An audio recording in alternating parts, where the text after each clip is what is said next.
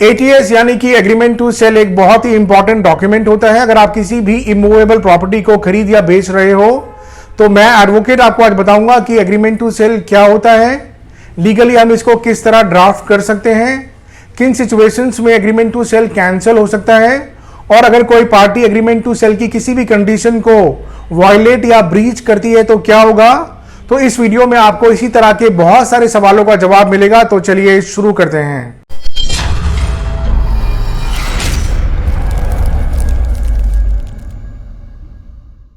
Pace legal consultants में आपका स्वागत है। सबसे पहले हम बात करते हैं कि एग्रीमेंट टू सेल के अंदर किन चीजों का होना बहुत इंपॉर्टेंट है।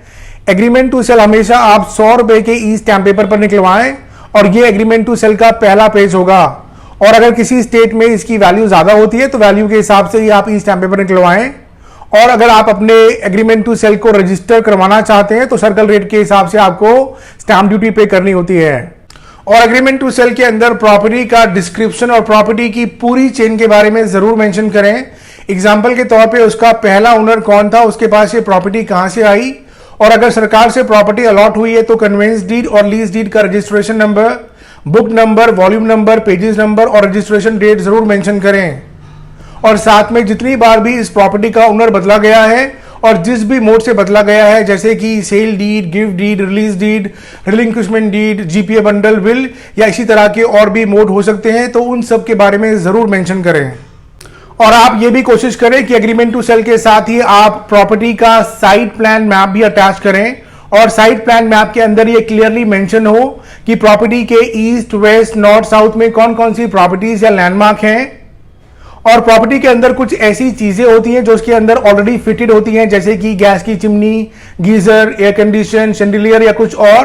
तो करंट ओनर से आप ये जरूर कंफर्म कर लें कि ये सब चीजें प्रॉपर्टी के अंदर एज इट इज रहेंगी या वो अपने साथ लेके जाएगा, बिकॉज बहुत बार इन छोटी चीजों के अंदर भी डिस्प्यूट पैदा हो जाता है। तो ये सब चीजें आप एग्रीमेंट टू सेल के अंदर क्लियरली मेंशन करें। और एग्रीमेंट टू सेल के टाइम पे जो पैसे दिए जाते हैं उसको बहुत बार advance money, earnest money, booking amount, security amount, token money के तौर पे मेंशन किया जाता है, जो बिल्कुल गलत तरीका है। इसलिए इस अमाउंट को आप हमेशा part payment of total consideration amount as agreed between the parties के तौर पे ही करके लिखें। और एग्रीमेंट टू सेल के अंदर जो भी डेट्स आप मेंशन करें, मेक श्योर वो डेट हमेशा स्पेसिफिक होनी चाहिए। एग्जांपल के तौर पे अगर परचेजर 1 जनवरी को ये कहता है कि वो 3 महीने के अंदर अंदर पेमेंट्स कर देगा, तो आप 3 महीने की जगह 31 मार्च ही लिखवाएं।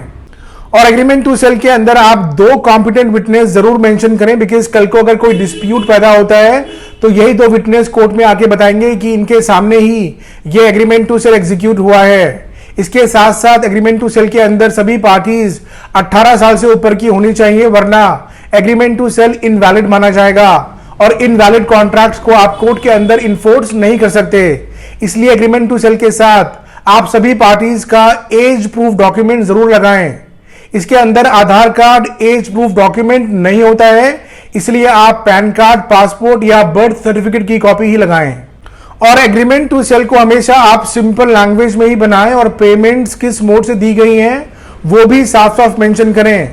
अगर कैश में पेमेंट दी गई है तो कैश की एक रिसीट जरूर जनरेट करें और कैश किसके सामने दिया गया है उसका नाम भी विटनेस में डालें। और इस रिसीट के ऊपर सेलर और विटनेस के सिग्नेचर और थंब इंप्रेशन जरूर लें। और सेलर, परचेजर और विटनेसेस सभी कॉन्ट्रैक्ट एक्ट के सेक्शन 10 के तहत कॉन्ट्रैक्ट करने के लिए कंपैटिबल होने चाहिए। और अगर पेमेंट्स पार्ट्स में देने की बात हुई है तो आप पेमेंट्स का एक शेड्यूल जरूर बनवाएं कि किस डेट से पहले कितनी पेमेंट्स दी जाएगी। और ई स्टैम्प पेपर हमेशा बेचने वाले के नाम से ही निकलवाएं। और एग्रीमेंट टू सेल के सभी पेजेस पर दोनों पार्टीज के सिग्नेचर के साथ साथ थंब इंप्रेशन जरूर लगवाएं, ताकि कल को कोई पार्टी ये ना कह पाए कि इसमें तो मेरे सिग्नेचर ही नहीं है।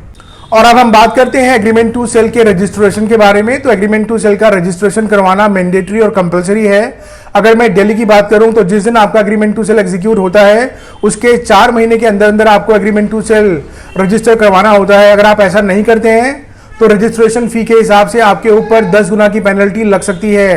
एग्रीमेंट टू सेल का रजिस्ट्रेशन करवाने के लिए आपको सर्कल रेट के हिसाब से 90% की स्टैंप ड्यूटी पे करनी होती है और रिमेनिंग 10% आप सेल डीड के टाइम पे कर सकते हैं। और अगर आप एग्रीमेंट टू सेल को रजिस्टर करवाते हैं तो उससे आपका ये फायदा होगा कि आपको बिल्डर या रियल ओनर की ऑथेंटिसिटी के बारे में पता चल जाएगा और आप काफी फ्रॉड होने से बच जाओगे। और उसके बाद बिल्डर या ओनर आपकी बुकिंग कैंसिल नहीं कर पाएंगे, बिकॉज बहुत बार बिल्डर या ओनर ज्यादा पैसों के लालच के चक्कर में बुकिंग कैंसिल कर देते हैं। और जिस डॉक्यूमेंट का रजिस्ट्रेशन करवाना मैंडेटरी है, अगर आप उस डॉक्यूमेंट को रजिस्टर नहीं करवाते हैं तो उसकी एविडेंटरी वैल्यू नहीं होती है। मगर एग्रीमेंट टू सेल इसका एक एक्सेप्शन है, यानी कि अगर एग्रीमेंट टू सेल रजिस्टर्ड भी नहीं है तब भी आप सूट फॉर स्पेसिफिक परफॉर्मेंस में जा सकते हैं। और एग्रीमेंट टू सेल अपने आप में कोई भी राइट, टाइटल या इंटरेस्ट नहीं देता है। एग्रीमेंट टू सेल बस आपको सेल डीड करवाने की राइट्स देता है। अगर एक पार्टी एग्रीमेंट टू सेल करने के बाद सेल डीड नहीं करती है तो दूसरी party suit for specific performance डाल के सेल डीड करवा सकती है। और अगर एग्रीमेंट टू सेल होने के बाद परचेजर ने प्रॉपर्टी का पोजीशन भी ले लिया है तब भी एग्रीमेंट टू सेल के बिहाफ पे वो उस पोजीशन को नहीं बचा पाएगा, because agreement to sale purchaser को सिर्फ सूट फॉर स्पेसिफिक परफॉर्मेंस डालने की राइट्स देता है। और अगर आपने एग्रीमेंट टू सेल के अंदर स्टैम्प ड्यूटी पूरी पे नहीं करी है तो उसको आप क्योर कर सकते हो पेनल्टी देके, और अंडर स्टैम्प होने के बावजूद भी आप सूट फॉर स्पेसिफिक परफॉर्मेंस में जा सकते हो। और एग्रीमेंट टू सेल होने के बाद अगर दोनों पार्टीज मिलकर किसी भी रीजन से एग्रीमेंट टू सेल को कैंसिल करना चाहें तो वो ऐसा कर सकती हैं। उसके लिए अलग से एक कैंसिलेशन डीड बनेगी। और एग्रीमेंट टू सेल कैंसिल होने के बाद अगर सेलर परचेजर के पैसे वापस नहीं करता तो परचेजर को एक एडवोकेट हायर करना होगा जो कंसर्न कोर्ट में सूट फॉर रिकवरी फाइल कर देगा। और एग्रीमेंट टू सेल दोनों पार्टीज मिलके एक्सटेंड भी कर सकती हैं। उसके लिए अलग से एक एक्सटेंशन का डॉक्यूमेंट बनेगा जिसके ऊपर दोनों पार्टीज को सिग्नेचर करने होंगे। और अगर कोई ऐसा एग्रीमेंट टू सेल है जो बाहर देश में एग्जीक्यूट हुआ है तो उसकी 4 महीने की लिमिट उस दिन से स्टार्ट होगी जिस दिन से वो इंडिया में आया है।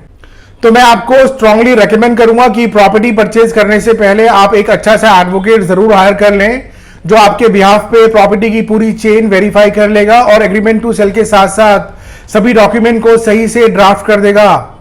और अपने एडवोकेट की सलाह के बिना आप किसी डॉक्यूमेंट पे साइन ना करें और ना ही किसी को पेमेंट रिलीज करें। इससे आप बहुत फ्रॉड होने से और डिस्प्यूट होने से बच जाओगे और ये आपके लिए बहुत अच्छा रहेगा। और एग्रीमेंट टू सेल का कॉन्सेप्ट दिया गया है section 54 of the transfer of property act 1882 में, और इसका रजिस्ट्रेशन द रजिस्ट्रेशन एक्ट 1908 के तहत होता है। तो आज के लिए बस इतना ही। किसी भी लीगल इंफॉर्मेशन के लिए आप हमें कभी भी कॉल या व्हाट्सएप कर सकते हैं। हमारा नंबर है 8826484040, या आप हमारी वेबसाइट pacelegalconsultants.com पर भी लॉग इन कर सकते हैं या कमेंट करके अपना कोई भी क्वेश्चन पूछ सकते हैं। आप इस वीडियो को सब्सक्राइब, लाइक और शेयर जरूर कीजिए। हम इसी तरह आपकी लीगल नॉलेज बढ़ाते रहेंगे। आप सभी का बहुत बहुत शुक्रिया। Thank you, bye bye, take care.